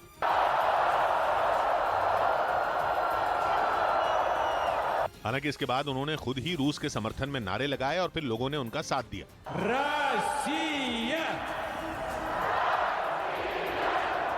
लेकिन इस दौरान भी वहां मौजूद कुछ लोगों का मुंह उतरा दिखाई दिया, जिसके बाद आरोप लगाया गया कि रूस की जनता अब जंग के लंबा खिंचने से परेशान हो चुकी है, लेकिन पुतिन के खौफ की वजह से मजबूरन उन्हें वहां नारे लगाने पड़े।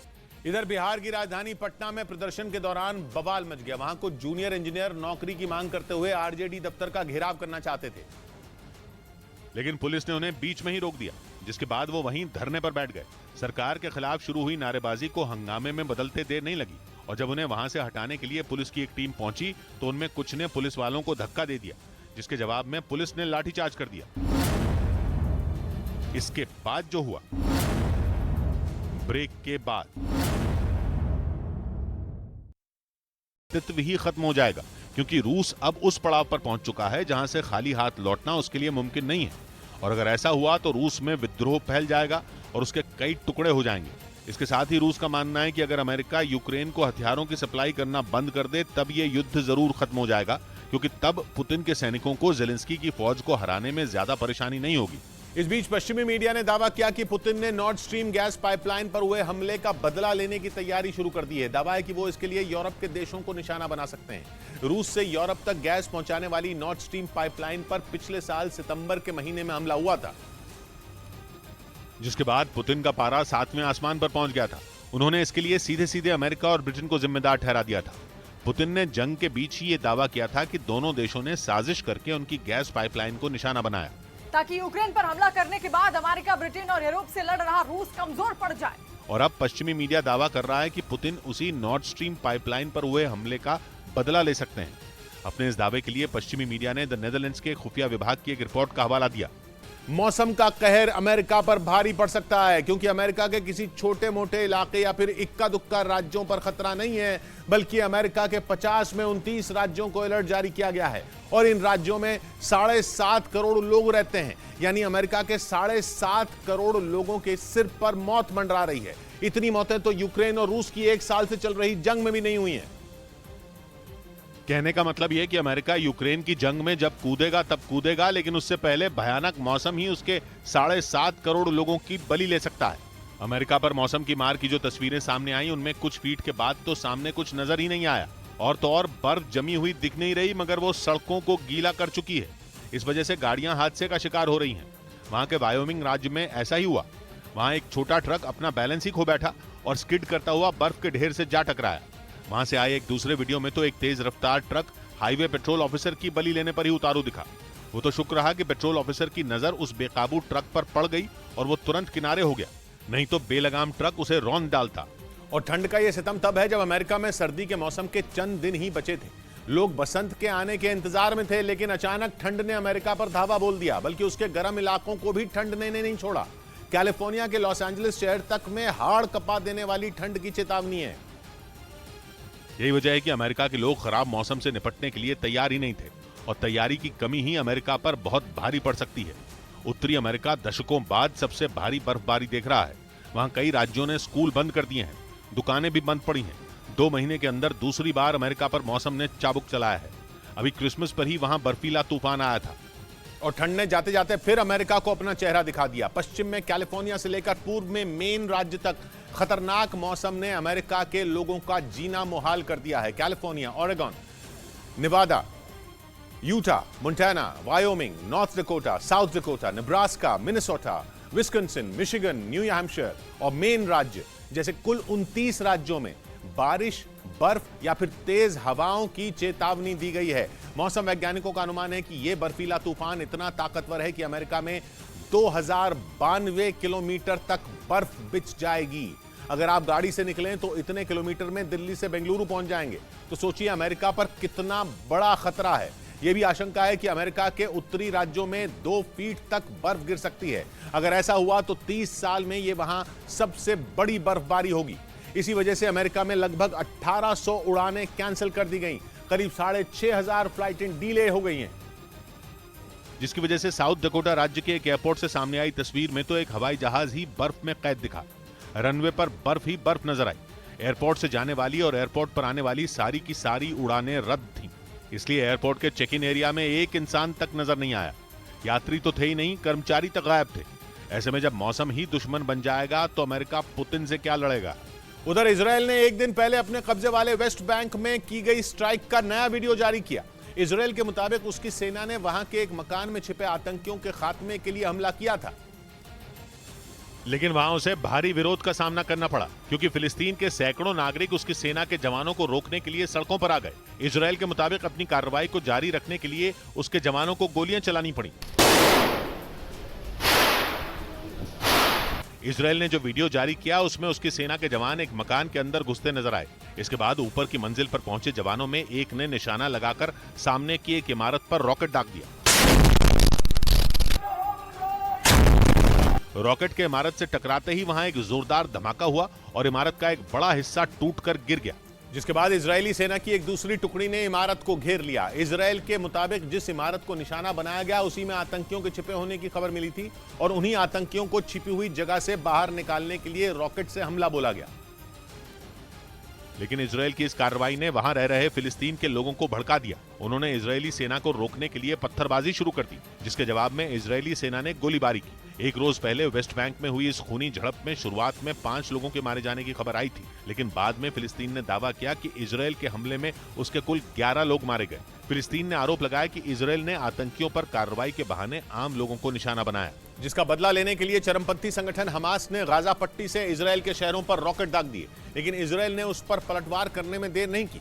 उसने अपने लड़ाकू विमानों को हमास के ठिकानों पर बम बरसाने के लिए रवाना कर दिया, जिसके बाद गाजा पट्टी का बड़ा इलाका बमों के धमाकों से गूंज उठा। इजराइल ने गाजा में किए गए हमले का एक वीडियो भी जारी किया। इजराइल के मुताबिक उसकी सेना के लड़ाकू विमानों ने हमास के ठिकानों को निशाना बनाया। हालांकि दावा है कि हमले की पहल हमास की तरफ से की गई, क्योंकि पहले हमास ने ही इजराइल के शहरों को निशाना बनाकर एक साथ 6 रॉकेट दागे, लेकिन इजराइल के डिफेंस सिस्टम ने इनमें 5 रॉकेट हवा में ही मार गिराए, लेकिन एक रॉकेट इजराइल के इलाके में जा गिरा। इस बीच खबर है कि जंग का 1 साल पूरा होने से पहले अमेरिका यूक्रेन को एकदम सटीक निशाना लगाने वाला जीपीएस गाइडेड बम देने जा रहा है। अगर यह बम यूक्रेन को मिल गया तो रूस के लिए वाकई बहुत बड़ी मुसीबत खड़ी हो जाएगी, क्योंकि अमेरिका अकेला यह बम ही यूक्रेन को नहीं देगा, बल्कि उसके साथ एक खास किट भी यूक्रेन को मिलेगी, जिससे यूक्रेन 72 किलोमीटर दूर से ही रूस की सेना और उसके हथियारों पर वार कर सकेगा। अमेरिका के इस बम का नाम है JDAMR, यानी joint direct attack munition extended range. इसका एकदम सही निशाना लगाने की क्षमता इसकी सबसे बड़ी ताकत है। रूस अगर JDAMR के जीपीएस को जैम भी कर दे तब भी वो इतना जबरदस्त है कि सटीक निशाना साध सकता है, और तो और ये किसी भी मौसम में अपना काम कर सकता है। उधर अमेरिकी राष्ट्रपति बाइडेन ने अमेरिका और रूस के बीच हुई परमाणु हथियारों से जुड़ी संधि तोड़ने को पुतिन की बड़ी गलती बता दी। पुतिन ने अमेरिका के आसमान पर गुब्बारा दिखने के बाद जापान में समंदर के किनारे एक रहस्यमयी गेंद दिखी, जिसके बारे में पता लग चलते ही दुनिया में हड़कंप मच गया। कुछ दिन पहले अमेरिका के आसमान पर गुब्बारा उड़ने की घटना ने बवाल मचा दिया था, और अब जापान के शिजुओका प्रांत में समंदर के किनारे एक रहस्यमयी गेंद मिली है, जो प्लास्टिक या फिर रबर की नहीं बल्कि धातु की है। इस गेंद को रहस्यमयी इसलिए कहा जा रहा है क्योंकि इससे पहले किसी देश में समंदर पर ऐसी गेंद को तैरता नहीं देखा गया था, लेकिन जापान में एक महिला ने जैसे ही धातु की इस गेंद को देखा, हड़कंप मच गया। किसी ने कहा कि यह गेंद समंदर में बिछाई जाने वाली माइन है, तो किसी ने कहा कि यह दूसरे विश्व युद्ध का कोई बम है, लेकिन असलियत का पता चलना अभी बाकी है, क्योंकि जापान की नेवी अभी गेंद की जांच कर रही है और नतीजे आने के बाद ही पता चलेगा कि जापान में मिली ये चीज है तो है क्या। जापान में समंदर किनारे ये गेंद मिलते ही लोगों को वहां आने से रोक दिया गया, और जांच करने के लिए जापान की नेवी के लोग वहां पहुंच गए, जिसके बाद देखते ही देखते दुनिया भर के मीडिया में इस अजीबोगरीब गेंद की चर्चा होने लगी। एक रिपोर्ट में दावा किया गया कि इस गेंद का व्यास करीब 1.5 मीटर है और ये धातु की बनी है, जिसके दोनों तरफ हुक लगे हुए हैं। गेंद पर जंग भी लगी है, इसलिए कहा जा रहा है कि ये लोहे की है, और इसके जापान के समंदर तक पहुंचने से जुड़ी अलग अलग तरह की अटकलें लगाई जा रही हैं, क्योंकि जापान की नौसेना को अब तक नहीं पता कि इस गेंद को वहां किसने और कैसे पहुंचाया। अमेरिका में गुब्बारे वाली घटना के बाद इस तरह की गेंद मिलना जापान के लोगों में घबराहट पैदा कर रहा है, क्योंकि चीन केवल अमेरिका का नहीं बल्कि जापान का भी दुश्मन है, और अमेरिका के आसमान पर उसी का गुब्बारा मिला था जिसे बाइडेन की सेना ने फोड़ दिया था।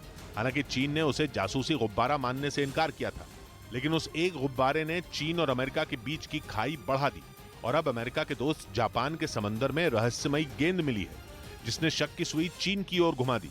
हालांकि जापान की ओर से कोई औपचारिक बयान आना बाकी है, लेकिन इस गेंद की तस्वीरें दुनिया का ध्यान खींच रही हैं, क्योंकि फिलहाल किसी को नहीं पता कि ये गेंद जापान किसने और कब पहुंचाई। इधर दिल्ली में जासूसी कांड पर बीजेपी ने डिप्टी सीएम मनीष सिसोदिया के खिलाफ हल्ला बोल दिया। बीजेपी के सैकड़ों कार्यकर्ताओं और कई नेताओं ने दिल्ली के डिप्टी सीएम मनीष सिसोदिया के इस्तीफे की मांग कर दी और आम आदमी पार्टी के दफ्तर की तरफ कूच कर दिया। लेकिन रास्ते में दिल्ली पुलिस ने बीजेपी सांसद मनोज तिवारी, दिल्ली बीजेपी कार्यकारिणी अध्यक्ष वीरेंद्र सचदेवा समेत कई बीजेपी नेताओं को हिरासत में ले लिया। इन लोगों को हिरासत में लेते ही बीजेपी के कार्यकर्ता बड़ी संख्या में पुलिस की बस के सामने आकर बैठ गए और कुछ पार्टी का झंडा लेकर उस बस की छत पर चढ़ गए। जिस बस में बीजेपी के नेताओं को हिरासत में लेकर जाया जा रहा है, उस बस को आगे नहीं बढ़ने दे रहे हैं। इस दौरान बीजेपी की एक कार्यकर्ता ने दिल्ली की मेयर शैली ओबरॉय की गाड़ी के सामने आकर प्रदर्शन किया, जिसे वहां तैनात पुलिस बल ने रास्ते से हटा दिया, जिसके बाद शैली ओबरॉय की गाड़ी आगे बढ़ पाई। लेकिन मनीष सिसोदिया के खिलाफ बीजेपी का यह प्रदर्शन यही नहीं थमा, बल्कि बीजेपी नेताओं को हिरासत में लेना आग में घी डालने के जैसा साबित हुआ। हमारा संघर्ष जारी रहेगा, मनीष सिसोदिया को इस्तीफा देना पड़ेगा। इससे पहले बीजेपी कार्यकर्ताओं की पुलिस से जोरदार झड़प भी हुई। प्रदर्शनकारी दिल्ली में आम आदमी पार्टी के दफ्तर की तरफ बढ़ रहे थे, लेकिन पुलिस ने रास्ते में बैरिकेडिंग कर उन्हें रोकने की कोशिश की, जिसके बाद वो लोग बैरिकेड को लांघकर दूसरी तरफ जाने की कोशिश करते नजर आए। बीजेपी के कई कार्यकर्ता बैरिकेडिंग पर चढ़ गए और आम आदमी पार्टी के खिलाफ उन्होंने नारेबाजी जारी रखी। पुलिस लाख कोशिशों के बाद भी उन्हें रोक नहीं पाई और वो आगे बढ़ गए। उधर बिहार की राजधानी पटना में प्रदर्शन के दौरान बवाल मच गया। वहां कुछ जूनियर इंजीनियर नौकरी की मांग करते हुए आरजेडी दफ्तर का घेराव करना चाहते थे, लेकिन पुलिस ने उन्हें बीच में ही रोक दिया। जिसके बाद वो वहीं धरने पर बैठ गए। सरकार के खिलाफ शुरू हुई नारेबाजी को हंगामे में बदलते देर नहीं लगी और जब उन्हें वहां से हटाने के लिए पुलिस की एक टीम पहुंची तो उनमें कुछ ने पुलिस वालों को धक्का दे दिया, जिसके जवाब में पुलिस ने लाठीचार्ज कर दिया और वहां भगदड़ मच गई। प्रदर्शन कर रहे जूनियर इंजीनियरों का आरोप था कि 2019 में जूनियर इंजीनियर के पद के लिए 6000 भर्तियां निकाली गई थी, जिसके लिए हुई परीक्षा का रिजल्ट पिछले साल अप्रैल में आया, लेकिन सरकार ने 15 फरवरी को परीक्षा दोबारा कराने का ऐलान कर दिया, जिसके खिलाफ उन्हें सड़कों पर उतरना पड़ा। हालांकि पुलिस ने कुछ प्रदर्शनकारियों को इस दौरान हिरासत में ले लिया और बाकियों को वहां से खदेड़ दिया।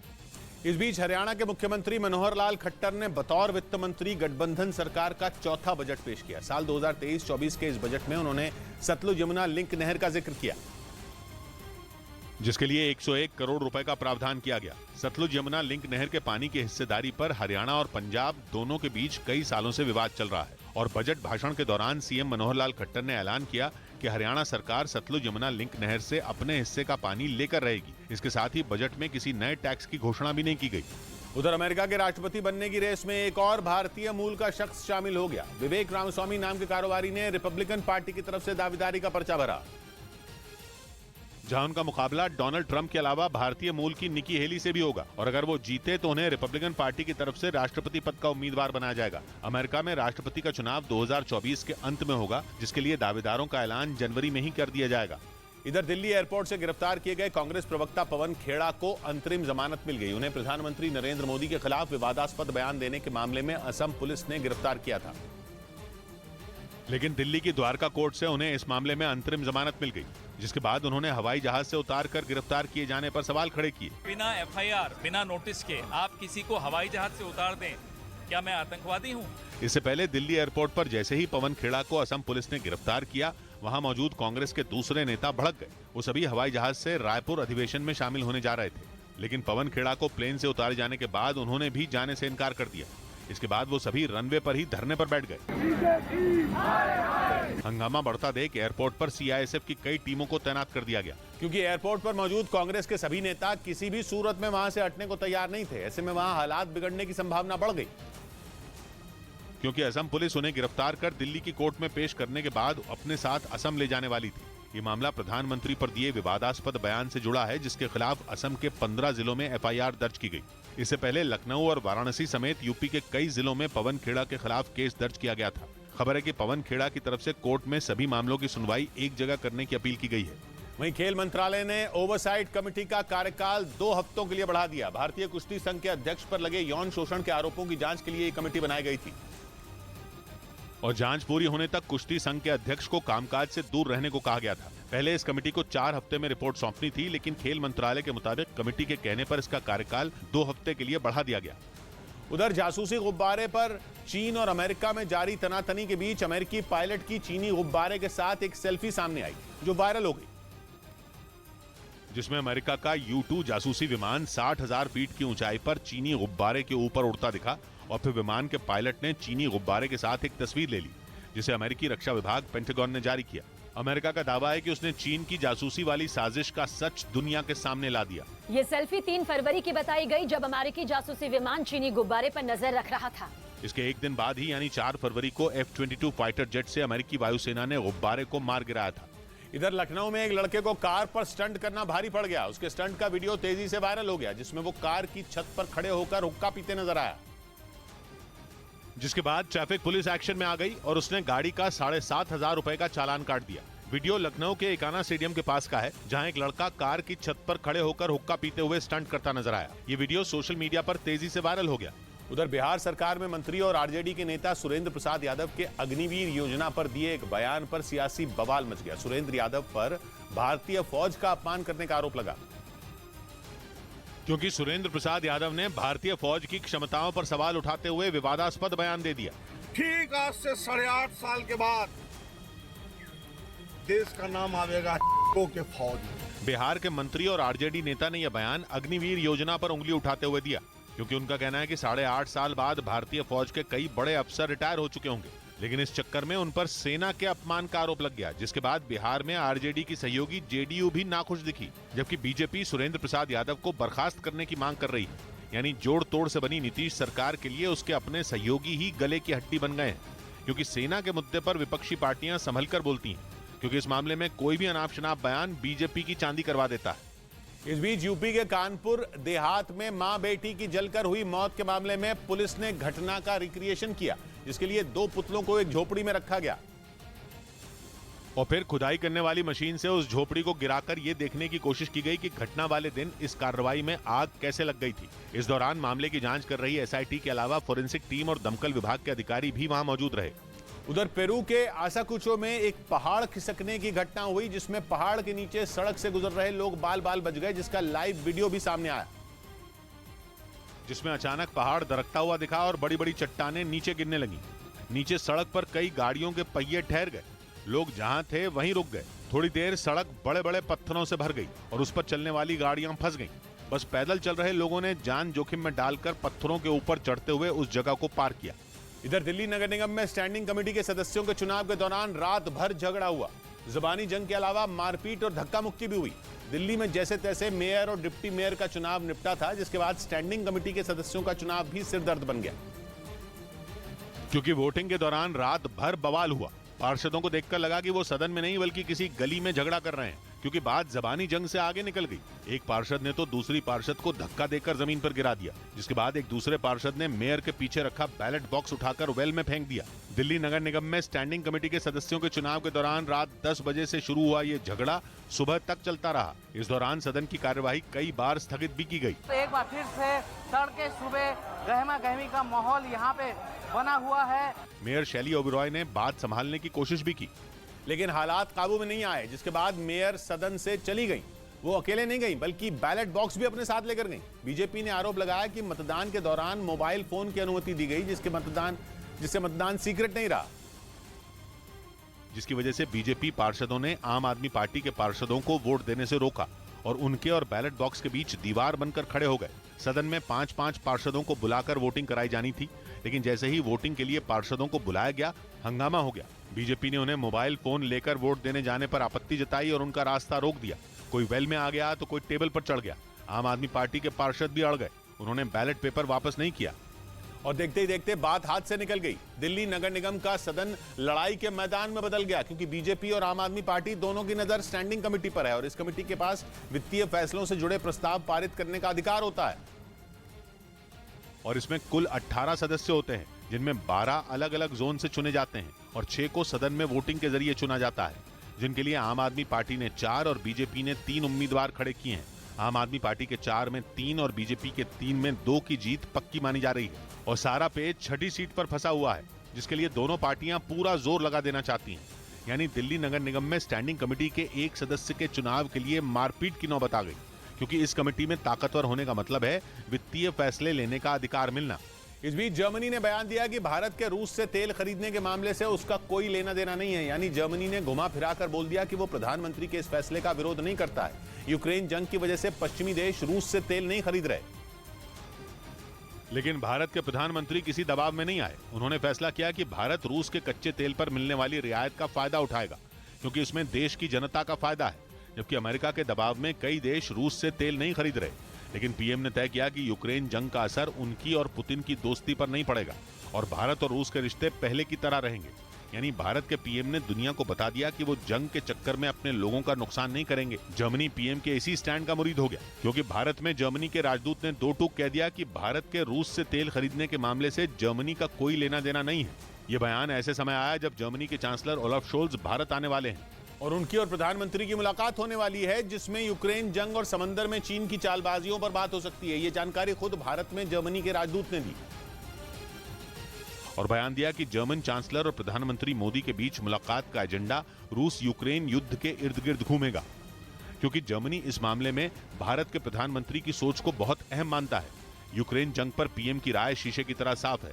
वो पुतिन तक से कह चुके हैं कि ये मामला शांति से सुलझाना चाहिए, जिसके बाद फ्रांस और अमेरिका जैसे देश उम्मीद भरी नजरों से उनकी ओर देखने लगे, क्योंकि भारत के पीएम ने पुतिन के सामने बेबाकी से अपनी राय भी रखी और रूस से कच्चा तेल भी खरीदा, जिसने कई पश्चिमी देशों को उनका मुरीद बना दिया, जिनमें जर्मनी का नाम भी शामिल हो गया।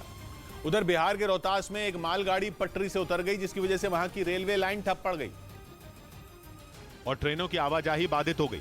इस हादसे के वक्त मालगाड़ी खाली बताई गई, जिसकी वजह से पटरी से उतरते ही उसके डिब्बे अलग होकर पास ही खेत में जाकर गिर गए। कुछ डिब्बों के तो परखचे ही उड़ गए। हालांकि इस हादसे में रेलवे की मुख्य लाइन को कोई नुकसान नहीं पहुंचा, इसलिए यात्री ट्रेनों पर इस हादसे का कोई असर नहीं पड़ा, मगर मालगाड़ी के लिए इस्तेमाल किए जाने वाले रूट बंद हो गए। इधर हरियाणा के मानेसर के बाद राजस्थान के भिवानी में आरोपियों के समर्थन में महापंचायत बुलाई गई, जिसमें विश्व हिंदू परिषद ने एक बार फिर भिवानी कांड की सीबीआई जांच करवाने की मांग को दोहराया। इस दौरान विश्व हिंदू परिषद ने राजस्थान पुलिस के उन जवानों पर भी कार्रवाई की मांग कर दी जिन पर उन्होंने आरोपी श्रीकांत की गर्भवती पत्नी के साथ बर्बर व्यवहार करने का आरोप लगाया। तो 2 के तहत उम्र कैद की सजा दी जाए। विश्व हिंदू परिषद ने यह भी आरोप लगाया कि पुलिस के उन जवानों की वजह से आरोपी श्रीकांत का बच्चा जन्म लेने से पहले ही मर गया। इस बीच श्रीलंका के राष्ट्रपति चीन के विदेश मंत्री से मिलने भारत आने वाले हैं। खबर है कि वो 25 फरवरी को भारत आएंगे। 25 फरवरी को भारत में G20 की डेट राउंड टेबल बैठक होने वाली है, जिसमें शामिल होने के लिए G20 देशों के विदेश मंत्री भारत आएंगे, जिनमें चीन के विदेश मंत्री चिनगांग भी शामिल हैं। खबर है कि श्रीलंका के राष्ट्रपति भारत में चिनगांग से ही मिलने आ रहे हैं, क्योंकि चिनगांग बेंगलुरु में होने वाली G20 की डेट राउंड टेबल बैठक में हिस्सा लेंगे। ये बैठक उन देशों के लिए हो रही है जिनकी अर्थव्यवस्था बर्बाद हो चुकी है, जिसका अंदाजा इस बैठक के नाम से ही हो जाता है। डेट का मतलब कर्ज, तो डेट राउंड टेबल में G20 में शामिल देश कंगाल हो चुके देशों को दिए गए कर्ज के भुगतान का कार्यक्रम फिर से तय करेंगे, क्योंकि इस बैठक का मकसद उन देशों की अर्थव्यवस्था को संभालने का मौका देना है जो भयंकर आर्थिक संकट से जूझ रहे हैं। श्रीलंका उन्हीं देशों में एक है, जिसके राष्ट्रपति रानिल विक्रमसिंघे भारत में आकर चीन के विदेश मंत्री से मिलने वाले हैं, क्योंकि IMF ने श्रीलंका के सामने शर्त रखी है और श्रीलंका से कहा कि वो उसे कर्ज देने वाले देशों से आश्वासन ले कि वो अपने पैसे मांगने में जल्दबाजी नहीं करेंगे। श्रीलंका जब तक IMF की ये शर्त पूरी नहीं करेगा, IMF उसके कर्ज की किस्त नहीं जारी करेगा। और ये तो दुनिया जानती है कि श्रीलंका पर सबसे ज्यादा कर्ज चीन का है, जिससे बात करने के लिए श्रीलंका के राष्ट्रपति को भारत को जरिया बनाना पड़ा। जबकि चीन ने पहले ही श्रीलंका से कर्ज वसूली पर 2 साल की रोक लगा रखी है, लेकिन IMF को श्रीलंका से इस बात की गारंटी चाहिए, क्योंकि चीन का कोई भरोसा नहीं, वो आज कुछ कहता है और कल कुछ। श्रीलंका के राष्ट्रपति इसी वजह से भारत आ रहे हैं। G20 की अध्यक्षता कर रहा भारत लगातार श्रीलंका की मदद कर रहा है। इसके ज्यादातर देशों से भारत के अच्छे संबंध भी हैं, जिनके जरिए चीन पर दबाव बन सकता है और श्रीलंका को इस बात की गारंटी मिल सकती है कि चीन उससे कर्ज वसूलने में जल्दबाजी नहीं करेगा। इधर दिल्ली के पास उत्तर प्रदेश के गाजियाबाद से डराने वाला एक वीडियो सामने आया। वहां बच्चों को ले जा रही एक स्कूल बस में अचानक धुआं फैल गया और वो देखते ही देखते पूरी बस में भर गया, जिससे उसमें मौजूद बच्चे घबरा गए। हालांकि बस के ड्राइवर और कंडक्टर ने बच्चों को एक एक कर उस बस से बाहर निकाल लिया, जिससे उनकी जान बच गई। बताया गया कि जब बस में शॉर्ट सर्किट हुआ उस वक्त उसमें करीब 30 बच्चे सवार थे। हालांकि गनीमत यह रही कि किसी को कोई नुकसान नहीं हुआ। उधर गुजरात के महिसागर में एक स्कूल में रेप के दोषी आसाराम की पूजा करवाने वाले टीचरों का तबादला कर दिया गया। आरोप है कि उन्होंने छात्रों और अभिभावकों से स्कूल में दोषी आसाराम की पूजा करवाई, जिसके कई वीडियो सामने आने के बाद शिक्षा विभाग ने जांच के आदेश दे दिए, जिसमें 5 टीचर दोषी पाए गए। इसके बाद उनका महिसागर से कच्छ तबादला कर दिया गया। बताया गया कि वैलेंटाइंस डे के दिन टीचरों ने स्कूल में माता पिता दिवस मनाने का फैसला किया था। इसी कार्यक्रम के दौरान उन्होंने दोषी आसाराम की भी पूजा करवाई। इस बीच बिहार के पूर्णिया में होने वाली महागठबंधन की रैली के पोस्टर से राहुल गांधी की तस्वीर गायब दिखी। महागठबंधन की ये बड़ी रैली 25 फरवरी को होने वाली है, जिसकी जगह जगह पोस्टर लग चुके हैं, जिनमें नीतीश कुमार, लालू प्रसाद यादव और तेजस्वी यादव की तस्वीरें तो हैं, लेकिन राहुल गांधी की तस्वीर नहीं है। जबकि पूर्णिया में होने वाली महारैली महागठबंधन में शामिल 7 पार्टियों का शक्ति प्रदर्शन है। माना जा रहा है कि जेडीयू और आरजेडी ने नीतीश का रास्ता साफ करने के लिए राहुल को तस्वीर से आउट कर दिया। आदरणीय नीतीश कुमार जी किसी से भी बेहतर पीएम के उम्मीदवार तो हो ही सकते हैं। जबकि कांग्रेस कह रही है कि विपक्ष की अगुवाई तो राहुल ही करेंगे। राहुल गांधी चाहेंगे कि विपक्षी एकता मजबूत हो, उसका नेतृत्व तो राहुल गांधी जी करेंगे। महागठबंधन में नीतीश और तेजस्वी की डील की खबरें उड़ रही हैं, जिनके बारे में कांग्रेस भी जानती है, लेकिन वो आखिरी वक्त तक कोशिश करने के मूड में है। खरगे का एक दिन पहले आया बयान इसका सबूत है, लेकिन नीतीश के तेवर कुछ अलग ही कहानी कह रहे हैं, जिससे बीजेपी के खिलाफ कांग्रेस की रणनीति कमजोर हो सकती है। इधर उत्तर प्रदेश में बाहुबलियों पर योगी सरकार का एक्शन जारी है। प्रयागराज में बाहुबली विजय मिश्रा के करीबी हनुमान सेवक पांडे के घर पर कुर्की की कार्रवाई हुई, जिसके तहत करोड़ों के इस मकान पर पहले पोस्टर लगाया गया और फिर मकान को सील कर दिया गया। इस दौरान डुगडुगी बजाकर मुनादी भी कराई गई। आरोप है कि अवैध तरीके से कमाए गए पैसों से यह मकान बनाया गया। जल्द ही कुछ अन्य जगहों पर भी विजय मिश्रा के करीबियों पर कार्रवाई देखने को मिल सकती है। बाहुबली और पूर्व विधायक विजय मिश्रा आगरा जेल में बंद हैं। इस बीच राज्यसभा सांसद और उद्धव ठाकरे के करीबी संजय राउत के खिलाफ महाराष्ट्र के ठाणे में एफआईआर दर्ज करवाई गई। राउत पर सीएम एकनाथ शिंदे के बेटे श्रीकांत शिंदे को बदनाम करने और शांति भंग समेत कई धाराओं में एफआईआर दर्ज की गई, जिसके बाद पुलिस ने उनसे पूछताछ की तैयारी कर ली। संजय राउत पर एफआईआर शिंदे गुट की नेता और ठाणे की पूर्व मेयर ने करवाई। प्रकारचं वक्तव्य करून त्यांची प्रतिमा कुठेतरी मलिन करण्याचा प्रयत्न करतायत। संजय राउत ने भी अपने ऊपर हुई एफआईआर पर जवाब देने में देर नहीं लगाई कि ये सरकार गुंडों की सरकार है। संजय राउत ने आरोप लगाया था कि श्रीकांत शिंदे ने उन्हें जान से मारने की सुपारी दी है। इधर सुप्रीम कोर्ट से एआईएडीएमके के पनीरसेल्वम गुट को जोरदार झटका लगा। देश की सबसे बड़ी अदालत ने पार्टी लीडरशिप पर फैसला सुनाया और पलनीस्वामी को एआईएडीएमके का जनरल सेक्रेटरी बनाए रखा, जबकि पनीरसेल्वम गुट ने इसका विरोध किया था। 2019 के चुनाव के बाद से एआईएडीएमके में झगड़ा चल रहा है। पलनीस्वामी और पनीरसेल्वम गुट वर्चस्व की लड़ाई लड़ रहे हैं। उधर इटली में पानी पर बसे शहर वेनिस में नहरें सूखने लगी हैं। वेनिस में बारिश नहीं होने की वजह से कई जगह ऐसी हैं जहां पानी नाम बराबर बचा है, जिस वजह से जहां पहले नावें चला करती थी वो किनारे में कीचड़ पर खड़ी दिखी। वेनिस इटली का वो शहर है जो छोटे छोटे 100 से ज्यादा टापुओं पर बना है और पुलों के जरिए एक दूसरे से जुड़ा है। इस शहर में सड़कें कम हैं और नहरें ज्यादा हैं। वेनिस की एक यही चीज उसे दुनिया के दूसरे शहरों से अलग बनाती है। लेकिन अब ये नहरें वहां सूख रही हैं, जो कि सामने आई तस्वीरों में भी दिखा। वहां कई जगहों पर साफ दिखा कि पानी सूख चुका है और नावें कीचड़ पर खड़ी हैं। हालांकि वहां के मौसम विभाग ने इस घटना को सामान्य बताया और आशंका जताई कि क्लाइमेट चेंज के दबाव की वजह से वेनिस में नहरें सूख गईं। इधर मध्य प्रदेश के हरदा में शादी समारोह के दौरान एक बड़ा हादसा हो गया। वहां शादी के जश्न में फायरिंग के दौरान एक आदमी की मौत हो गई, लेकिन गोली किसकी बंदूक से चली इसका पता नहीं चल सका। घटना की जानकारी मिलते ही पुलिस मामला दर्ज कर जांच में जुट गई। इस हादसे को देख के आंखों में दर्द है। इस हादसे को देख के आंखों में दर्द है, अपनी जमीन पे अपने ही कदमों की गर्द है। सौबात की एक बात कही अजहर ने, ए रात तेरे चांद सितारों में वो कहां, बुझते हुए चिराग की लौ में जो दर्द है। मिलते हैं कल, घड़ी जब इशारा करेगी 9 बजे रात का। वक्त होगा सौबात की एक बात।